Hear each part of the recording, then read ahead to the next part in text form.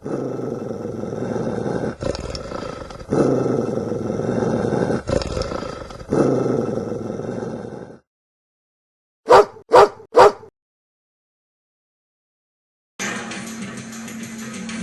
at the Dog Brothers Gathering of the Pack, and the fighting is underway.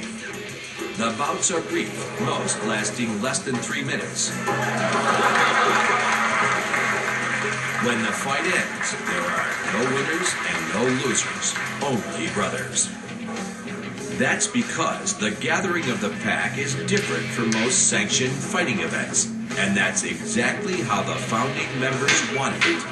The biggest difference is that the Dog Brothers have rejected the strict hierarchy found in the world of traditional martial arts, the belt system, and fighting for status and rank. From the very beginning, they have played by their own rules. No judges, no referees, no trophies.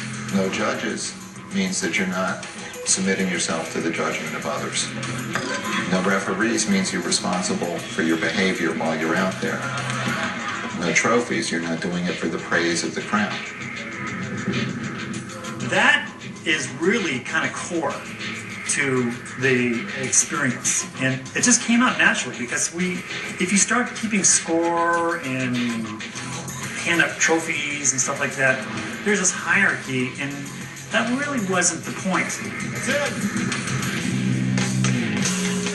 And we just kind of decided that we just wanted to take all that away so that when you were fighting, you were just fighting. The value of that is having done it, not having won a prize at the end or having been declared a winner, but having done it and have survived and go on to fight another day. Nice movement, you guys. Nice movement. While there are no official rules to a fight, a strict code is adhered to by every fighter. They are responsible for their own safety. Fighters can stop the bouts at any time for any reason by raising a hand or just tapping the opponent to let them know they've had enough. The goal is that no one spends the night in the hospital. The goal is that everyone leaves with the IQ with which he came. So if you hit somebody and you drop him, that's fair. But if he's stunned and not able to defend himself, and then you tee off on his IQ, then there are going to be people there who are going to put you right. Sometimes the crowd is part of the process, shouting out to let a fighter know they are overstepping the boundaries.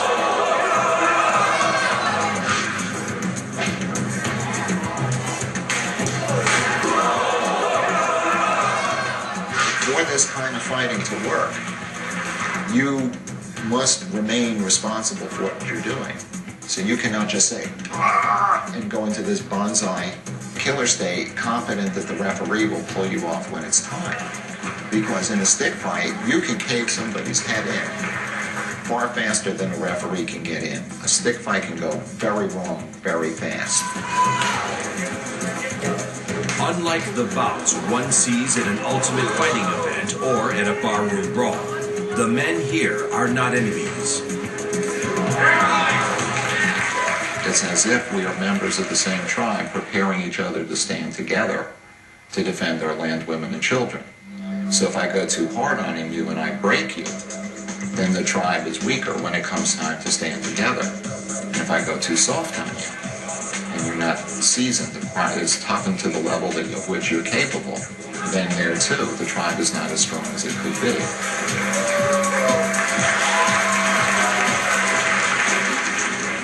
What you're doing is not trying to beat somebody down.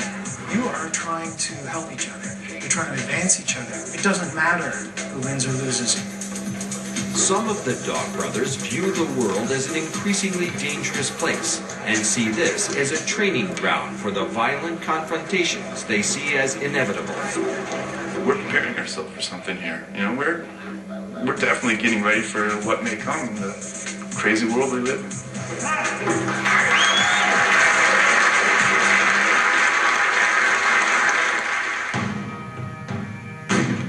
Like many cultures, the United States has gone through periods of violence. According to UC Irvine psychology professor Ray Navato, violence is an intrinsic part of our cultural and national heritage. We're in a society that values freedom and liberty. And aggression is very much part of freedom and liberty. Our nation state was constructed from a revolution. Mark Denny believes man's aggressive nature has a positive role to play within our society. Healthy male energy is very much includes the protector. We defend our country, we defend our family, we defend our women, our children. But with each war, the line between protector and aggressor changes. Depending on your perspective in history, violence is either good or bad. During the course of the Revolutionary War, we saw violence as very good. During the course of the Vietnam War, we began to question whether or not that violence was appropriate.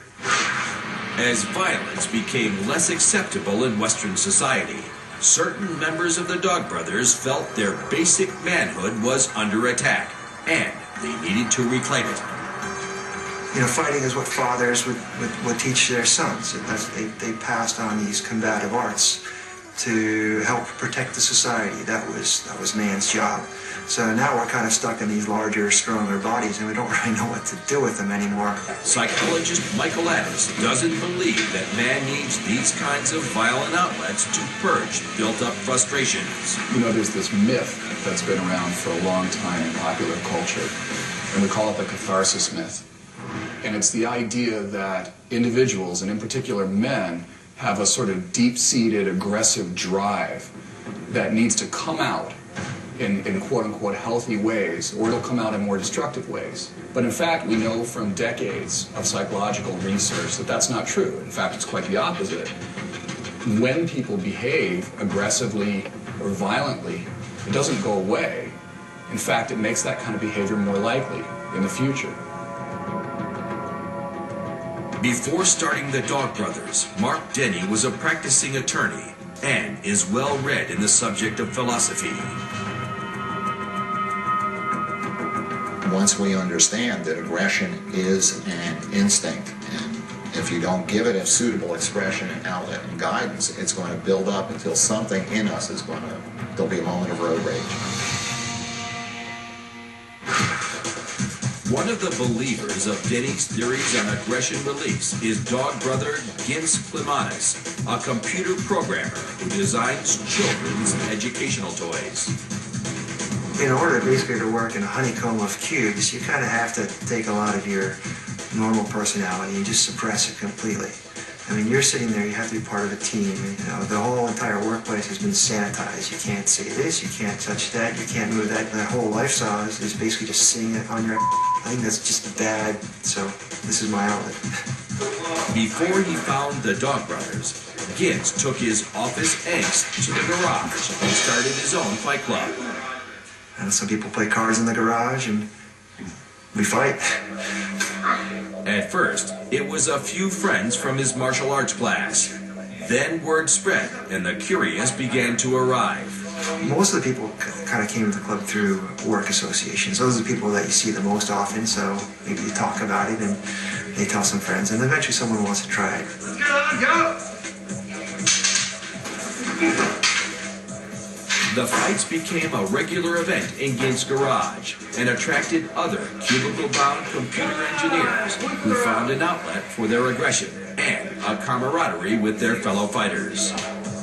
It's not often that adult males make friends, and I didn't come to Fight Club thinking I would make friends, but what I got were brothers.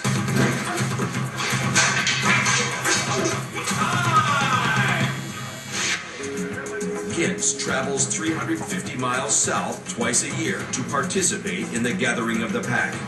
Today, he already has a bout lined up with Cisco Tarut. This is an important fight for Cisco.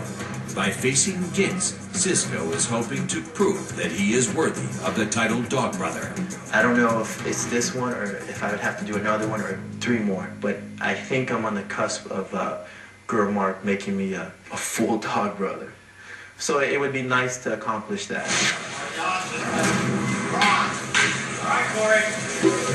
Fighter Corey Davis also has something to accomplish today. After surviving his knife fight, Corey moves on to a full contact stick fight for his second bout.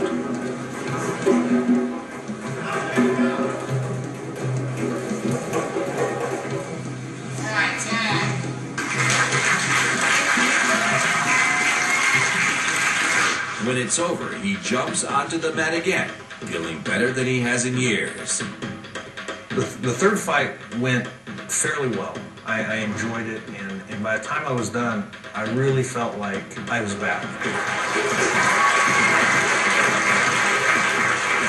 At that point, I was looking for anybody who would fight me, and so if anybody caught my eye, I'd challenge them. No grabbing, you're gonna go to the ground. You know the whole deal today. Coming up, Corey Davis finds a fighter who will test his limits. And Dan Farley challenges fear for his first fight.